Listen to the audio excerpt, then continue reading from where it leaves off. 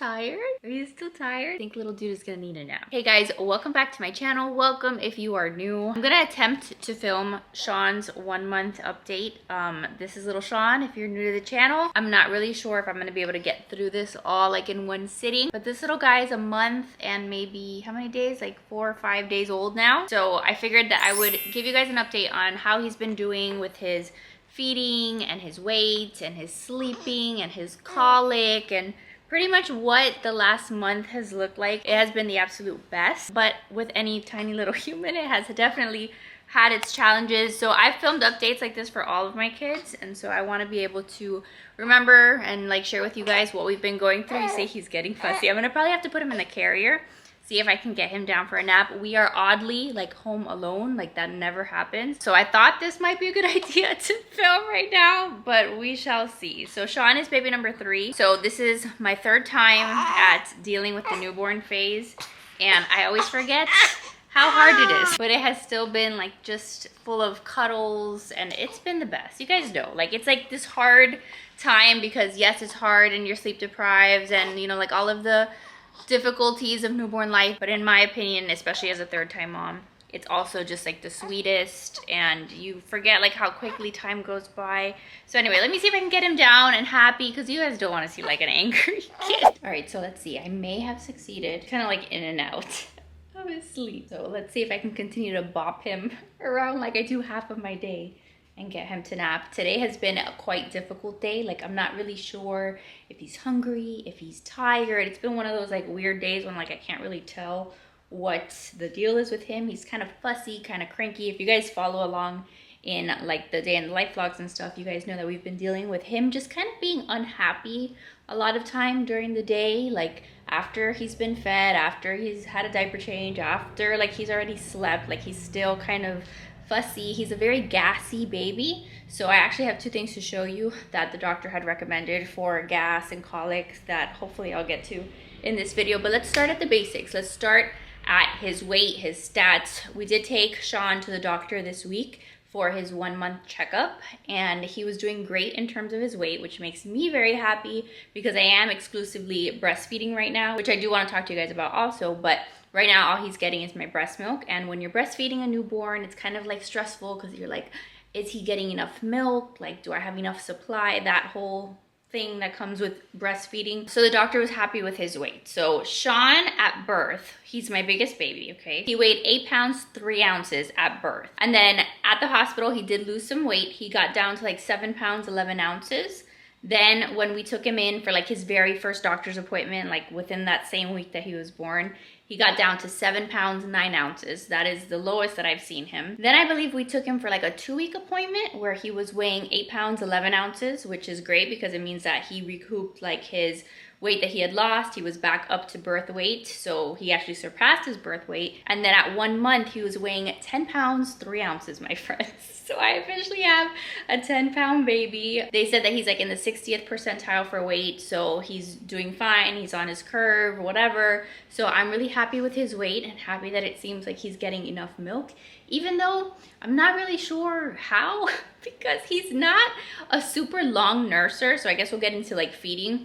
So Sean, when it comes to his feeding, he was a really good nurser, like at birth, like in the hospital. Like the very first thing that he did, like when he came out of me, was like open his eyes. He was fully alert, and he instantly, like almost instantly, latched and started nursing. And he had like a very good, decent latch. I could tell that he was getting milk. Like he was born ready to nurse, which I was grateful for. Again, I'm more experienced now that I nursed like my other 2 kids too, so I kind of knew more what to do. But I think that he just took very easily to it, which I'm super grateful for. But he doesn't like have super long nursing sessions. Like sometimes he'll nurse for like 7 minutes, sometimes he'll nurse for 5 minutes, and a couple times throughout the day, like he'll have a longer nursing session where it's like 15, 20 minutes and he'll keep going and going and going.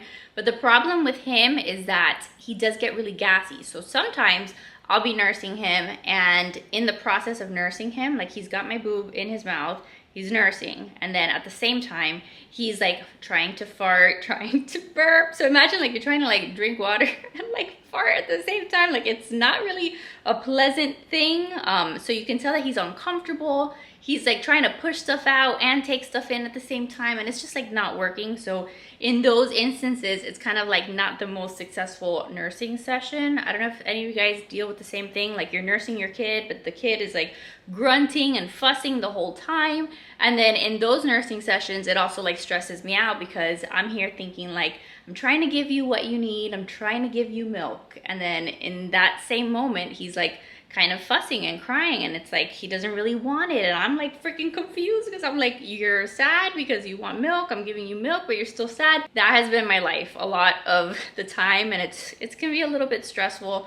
But point is, it does seem like he is, at least right now, getting what he needs because he's gaining weight. He is, you know, he's looking good. He doesn't look like he's teeny tiny like Jackson did. You guys all know, who have been here, with like my whole stress of Jackson being like teeny tiny. That has me like semi-traumatized. Jackson got down to like the 2nd or the 4th percentile.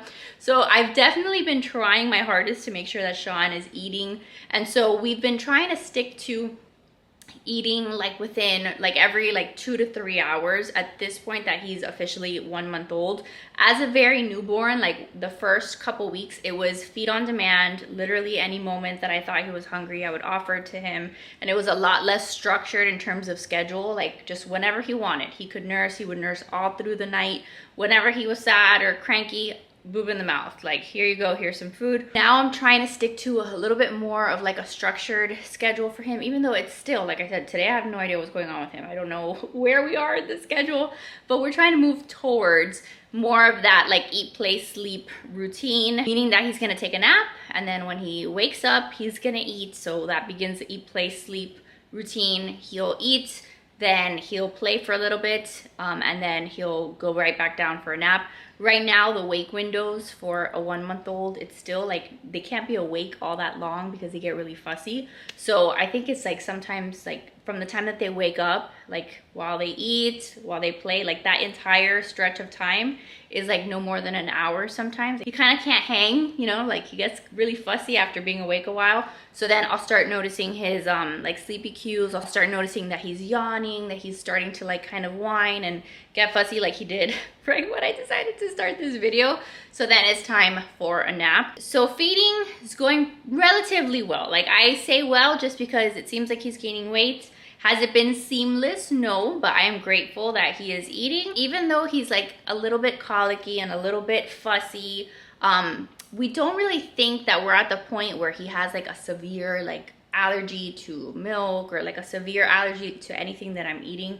So I still have dairy in my diet. I haven't cut back anything like that. Let me actually just show you what the doctor told me to maybe try with him to see if it helps. I'm sure you guys have seen these a million times, but when we took him in for the 1 month appointment, told the doctor like the fussiness and the kind of gassiness that he's been having. The doctor did recommend the Gerber Soothe drops. They're probiotic drops. It says comforting probiotic drops. A lot of you guys have said that these really helped your baby. So these we give to him every single day. So in the morning when he wakes up, it's like a little bottle like this, and then you shake it up and then you pour like 5 drops in their mouth. It's really easy, and I do feel like it has been helping him. We've only been giving it to him like a handful of days, but I think that it's starting to like kind of help him regulate his system and like having him be like a little bit less gassy. I see that he's like farting easier, and like it's not as difficult for him to push it out. So whatever, maybe it's all in my head, maybe it's a waste of money, but in my mind, at least we're trying to do something, so I'll take it. The other thing that they recommended was this. This is called Colic Calm.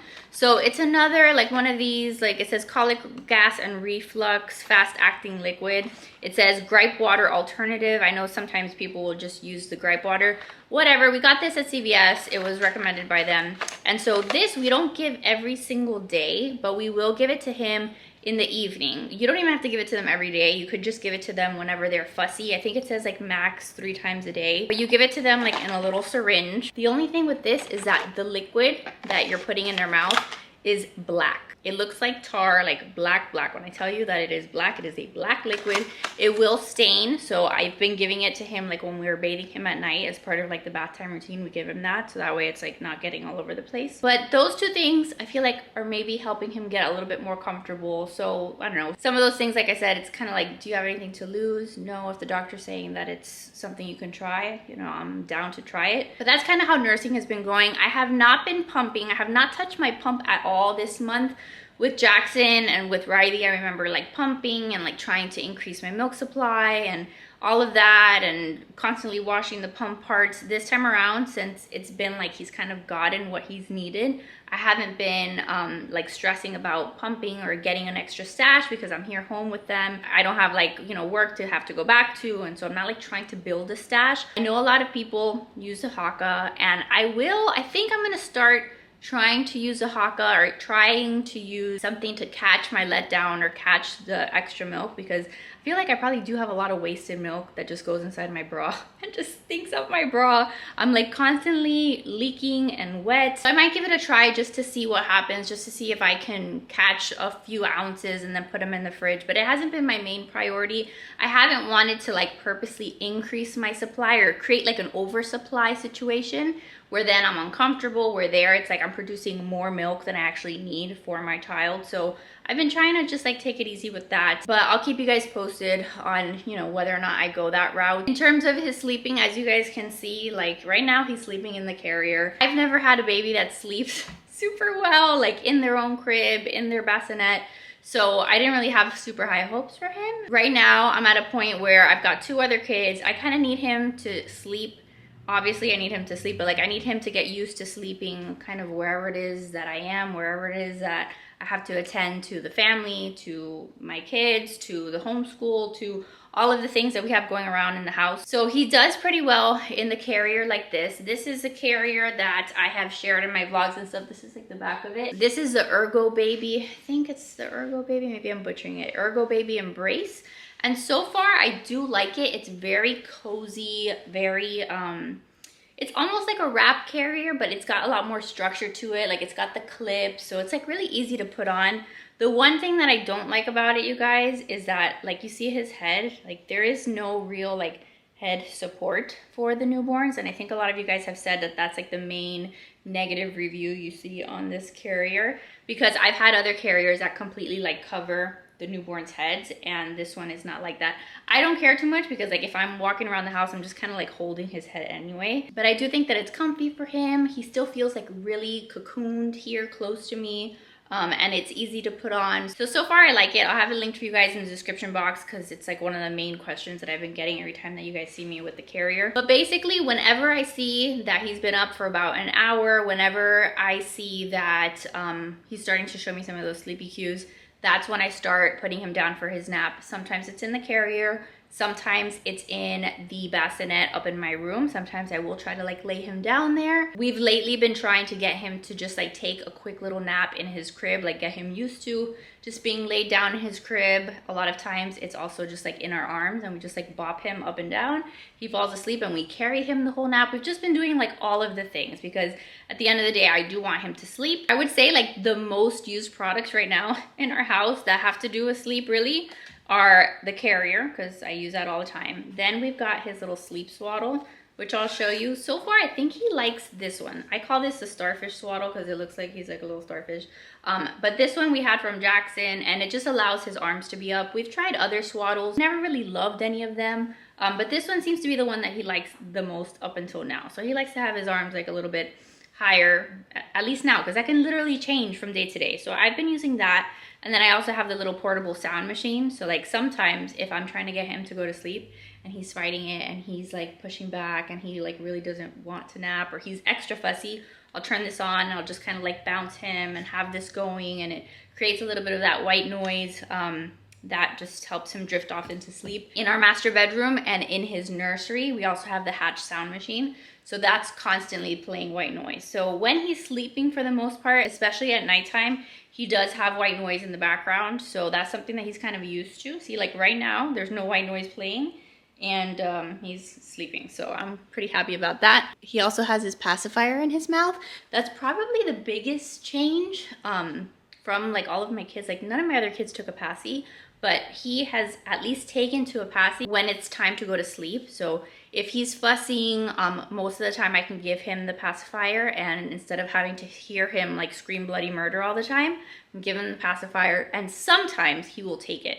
Sometimes he does not want anything to do with it, you guys. Sometimes he'll spit it out, and I do have to hear the screaming, but sometimes it actually works, and I'm like, what is this contraption, like from God himself? Because like this is amazing, because I don't know what that's like. The other kids totally rejected a pacifier. Like if we're going somewhere in the car and like he doesn't really love the car drives, like sometimes he just starts freaking out, which is obviously a very typical thing for a tiny human. Like they don't really love that. So like when we've been driving to his doctor's appointments or whatever, Joe is driving, I'm in the passenger seat, he starts losing his mind. I'm able to like unbuckle and then like grab the pacifier and like reach to the back and put the pacifier in his mouth. And then a lot of times I'm able just to soothe him that way. Like take the pacifier, start sucking, and then he goes to sleep. And I'm like, this is amazing. So the one that he likes the most right now is that Mam pacifier. I got two brands. I got an Itsy Ritzy brand, Passy, and then the Mam ones. And so far he's taken the most to the Mam one. So I always have nearby, I have the pacifier with the pacifier clip, the sound machine, and a swaddle. That's kind of like my most reached for items. So yeah, I'm not gonna sit here and tell you that my kid is the best sleeper. I still cannot film for you guys like a, you know, night with a newborn routine, because every night is different. Right now he is co-sleeping, so he is in bed with me. I have tried many times to put him down in the bassinet, and he wakes up after 5 minutes. He starts kicking up his legs, waking himself up from his sleep. And maybe here very soon, I will like, I don't know, just decide to focus on getting him to stay more consistently in the bassinet. But this first like 4 or 5 weeks of his life has literally just been about us surviving. And I tell myself that's okay. I hope it's okay. But I've needed to survive. And like at 3 in the morning, I have not wanted to like be constantly like, you know, up 500 times in the middle of the night trying to get him to stay in the bassinet. Like mentally, I'm not there yet. I have been up a million times in the middle of the night though. Like just because he co-sleeps with me doesn't mean that he's not up, doesn't mean that he's not fussy throughout the night, does not mean that he's sleeping throughout the night, because he is absolutely not. He still wakes up. Every night is different. Some nights he wakes up every 2 hours. Sometimes he's up for a period of time, like within a 2-hour, you know, time frame. He could be up every 20 minutes. Like he's a big grunter. Like I said, he's very gassy. So oftentimes, like last night, he was up at 5 in the morning, and from 5 in the morning, like I never went back to sleep, because at 5 he woke up, he was gassy, he was grunting, like you could tell that he was like trying to poop, he was trying to work out a poop, and that was it. Like that lasted the entire rest of the morning. So like I never went back to sleep after that. It's not that he's hungry, so it's not like, oh, feed your kid and he'll go back to sleep. It's that he's uncomfortable. It's that like there's something going on that he's like trying to work out. So that's like even worse, because I can't like give him food and just have him go back to sleep. The picture of like, you know, putting the baby in the bassinet, you go to sleep, then 2 hours later the kid is crying because he's hungry, so you wake up, you just nurse him, and then put him back in the bassinet, he falls back to sleep, you go back to sleep, and you do that a couple times throughout the middle of the night.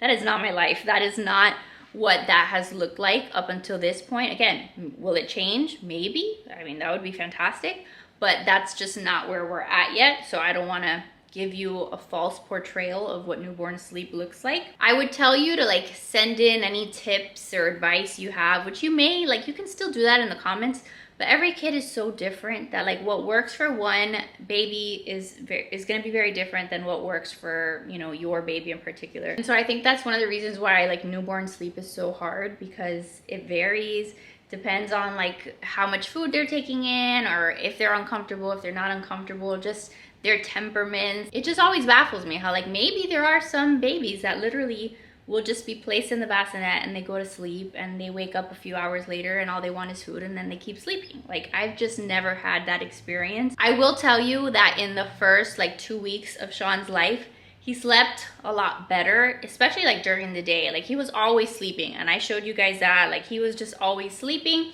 And I was like, wow, this is pretty cool. But it always happens that after like those first 2 weeks, the kids like start to like kind of wake up, and they start like figuring out like, hey, I'm alive. Hey, I'm outside of mom's belly. And then they start like not sleeping. So if you have like a like a 1 or 2 week old and you're like, man, I'm chilling, I am like sleeping, this is great, newborn life is like a breeze. There are certain parts of it that are a breeze, and there's certain parts of it that will continue to be a breeze in their own ways. But don't be surprised if like weeks 3, 4, 5, 6, I think they say like the first 6 weeks are the hardest, 6 to 8 weeks are the hardest.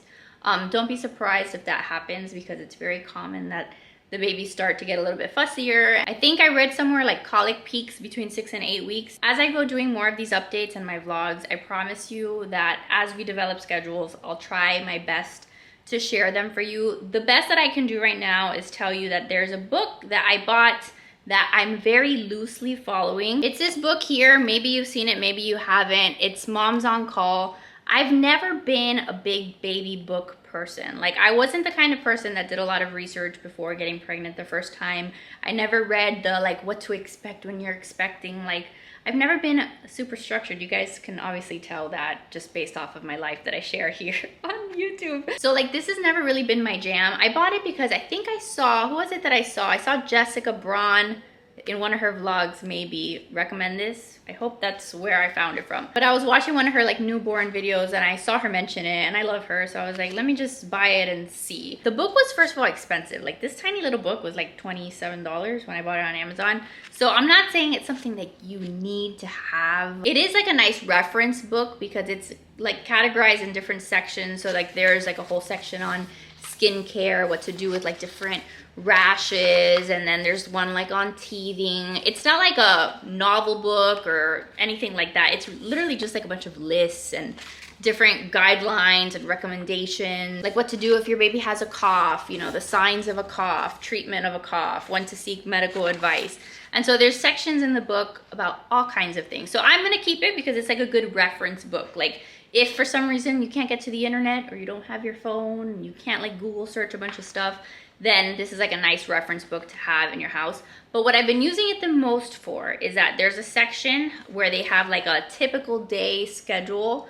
So I've started now at 1 month to kind of loosely incorporate that into our routine. So there's a typical day of 4 to 8 weeks. And so what this says is basically that between 6 and 7 in the morning, like, your kid's gonna start waking up, you're gonna feed them, and then they might go back to sleep. At 9 a.m. is kind of like my anchor feed. So like, regardless of what's happening at 9 a.m., that should be like a feed time. And then every 3 hours after that, you feed. So you'd feed at 9, you'd feed at 12, you'd feed at 3. Then you might feed like at 5:30 for like the supper feed. And then at 8:30 is a bedtime feed. And for the most part, you try to have them in bed for like nighttime sleep by 9 p.m. And then it talks also like about what to do in the middle of the night. So whatever, it's a loose reference for me. And at this point, I feel like it's been helpful to kind of have certain anchors throughout the day, like that. Like, again, no matter what's going on, at 9 o'clock in the morning, I try to sit down and feed him. Then I know that our bath time routine starts around 8:30 so that I can have him swaddled in his PJs and nursing to sleep at 9. Right now, that's working for us. Will that work in a week? I don't know. But that's just something that you can look into. I just typically don't focus too heavily on a schedule because, like, then I'm just gonna live my whole life frustrated. There's gonna be days like today where he did not stick to the schedule. Like, it was 3 o'clock, I should have been feeding him. He did not take a 2-hour nap because that schedule kind of depends on them taking 2-hour naps in between. And none of my kids have ever been like 2-hour nappers. But it is nice to kind of like reference like, hey, more or less, where are we in the day? And maybe he should be hungry, maybe he should be tired. So yeah, that's kind of sleeping and eating. If he's not sleeping and eating, then he is like pooping or he's on his little play mat playing or doing playtime, whatever, awake time. And so he's obviously still very little. So whenever he's in his awake time, we just try to like pass him around. Like, you know, he's really cute these days, and like, we've got our first set of like smiles this week, which was great. So I spent a lot of time just like in his face, looking at him and, you know, talking to him and telling him that he's super cute, taking pictures of him, taking videos of him. So that time is really great when he's not fussy, because there have been plenty of days where his eyeballs are open and he's screaming at me. And I'm like, this is not fun. Like, just go back to sleep because you are literally screaming at me. So when he's happy and he's content and he's not fussy and he's awake, he's usually on his playmat, on the Love Every playmat that we have. Try to show him like toys. That mat has like a little black and white ball. We try to show him that. Riley made him some really cute like black and white drawings that she did in like her art time. So we'll show him some of those because little ones this age, they can't really see from super far away, but they can see black and white images mostly, I believe. I don't know, it's been a while since I look into that, but black and white stuff he'll look at. And then we have him try to track objects, like, you know, I'll try to like take the ball and like see if he can track it with his eyes. Mostly just like, you know, keep him entertained and try to do some stuff with him while he's awake. We'll put him on tummy time, see if he can practice raising his head, which he's not a huge fan of. He doesn't really love tummy time yet, but just helping him like strengthen his head muscles, his neck muscles.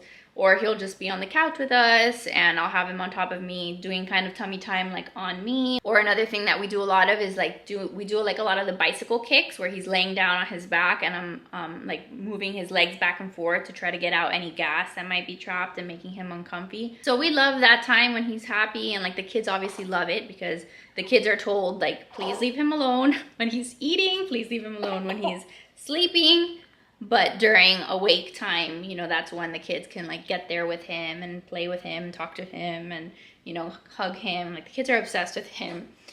So that's like their favorite time. What are you doing? He's like lifting his little arms in this carrier. Are you trying to escape? Are you waking up? Like what's happening? But sometimes he'll be sleeping. So this is like a good example of like, sometimes he'll be sleeping and he'll sleep for like 20 or 30 minutes. And then all of a sudden he starts grunting, he gets uncomfortable, and like he'll wake himself up. But sometimes he'll like put himself back to sleep. So it's not like, hey, I'm awake and ready to go, my nap is over. Sometimes we have to like continue to stretch out his nap. So that's something that we've been working on. Like if he does not do a full 2-hour nap, or even get close to that, if he wakes up after half an hour, we try our hardest to like, it's annoying, right? Because like, hey, I already put you down for your nap once, we gotta do it again. But we'll try to, again, rebounce him, re-rock him, take him to a different room, turn on the sound machine, see if we can extend the nap. Sometimes it's like he does half an hour in the crib and then I'll be like, okay, but I can tell you're still tired. Let's try to extend your nap. Let me put you in the carrier and he'll go back to sleep. Other times it's happened where we put him in the momma. So that's like the swing that we have just because we had it from the other kids. And he'll actually fall asleep in the momma for like another 20 minutes.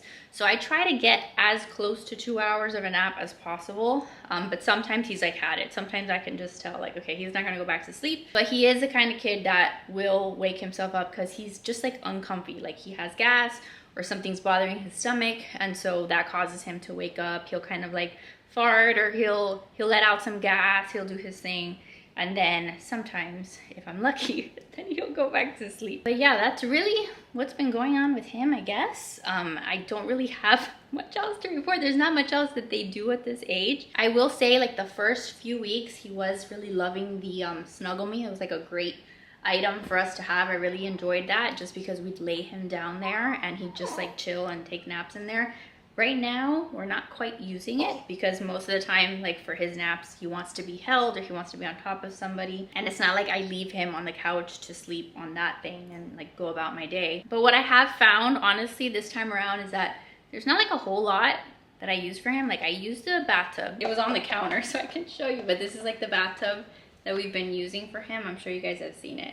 And so we put this in our sink and we give him his little bath. And then, like I said, the passy we have been using just because we got lucky this time around also, and he will take this.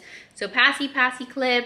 We have the car seat, obviously. We've used a stroller when we've gone out. We do have like a little car seat fan so that when it's really hot, he's got like, you know, some wind blowing in his face. Some kind of swaddle for nighttime we've used, the sound machine. I've used like the muslin blankets that are just like easy to just throw on if, you know, he's cold or just to cover him up a little bit. I use those a lot the first 2 weeks just to swaddle him very loosely. But there's not like a million contraptions at this point that we've needed. So I'm glad that we didn't like go all out buying a million things. I'm super glad we didn't go out and buy a million like newborn outfits because little dude, I mean, he's not so little at this point, like he's 10 pounds. So he's like, I don't even think he's fitting much into newborn clothes. The onesie he's wearing right now is newborn, but think he had like 1 or 2 packs of newborn onesies, and that is it. So from now on, like all that I'm going to be buying is 0 to 3 months. And then he does have a little bit of cradle cap still. See, I have like this little brush for him that I brought down so that when I give him his bath later tonight, I can kind of like rub this into his head and get some of the cradle cap out with the shampoo that we put in his hair. So that's common, very normal. And then he does have a little bit of baby acne. He has a little bit of it like on his cheeks and stuff, but then he also has like sometimes he gets these little red dots like all over his body, and it's okay. Like sometimes people freak out in my vlogs, but again, I've talked to the doctor about this. I've talked to his doctor, okay? So I'm not your doctor, but I've talked to his doctor. It seems like he has very sensitive skin, so he's very prone to heat rash, especially since we're here in Miami. It is super hot. Like here right now, filming this video, I'm like sweating down my back because imagine, it's hot.